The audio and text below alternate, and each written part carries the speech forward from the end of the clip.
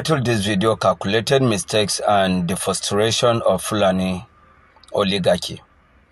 After the 8 years of Buhari reign of terror and terrorism in Nigeria, all his agenda could not succeed. From Ruga, Nigeria resisted Ruga, cattle colony, Nigeria rejected cattle colony, and then livestock transformation program, Nigeria rejected it. The last attempt was actually the Wuru census he wanted to do. Nigeria all rejected it. But then, since his 8 years was up, there was nothing they can do. They wanted a situation whereby he will hand over power to someone that will continue the Fulani Islamization agenda program. One, the calculation mistake that they did was, okay, let them hand over power to a Yoruba man who will be a Muslim, and they will bring a VP to actually be a Muslim ticket. That desire to hand over power was not out of sincerity, but it was out of mischief. When they told that the grandpa in the villa now, because he was not looking mentally okay and he was not looking strong, they knew very well that Osibanjo would have become a better president by development and economic antics of this country. But no, because they have interior motives, they decided to bring grandpa, who they thought in their mind that would not last.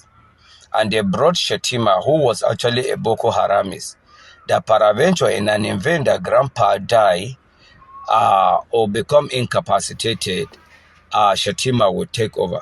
But to God be the glory. Since after the swearing in, the grandpa has been like a 40-year-old young man.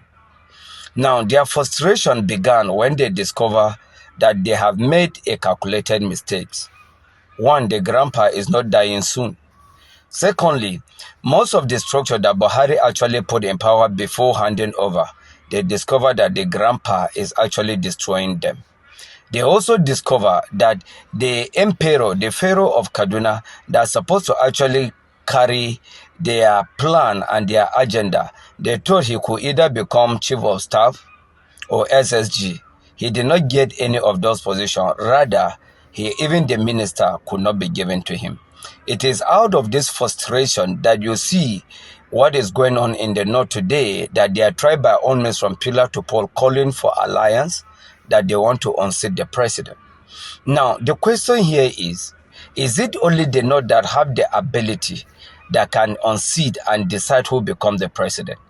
I know that grandpa in the villa is not doing well economically. But if it is Nigerians that actually want a different president, that is a different ballgame. But it should not be that it is the Northern Oligarchy that will decide who become president and who lose the presidency.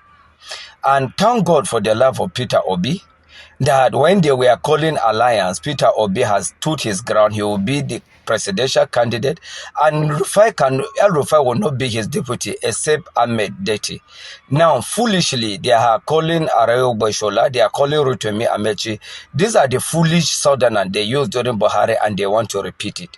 I want all the Southerners to know nobody is comfortable with the regime, the president's regime, and the status quo of this country.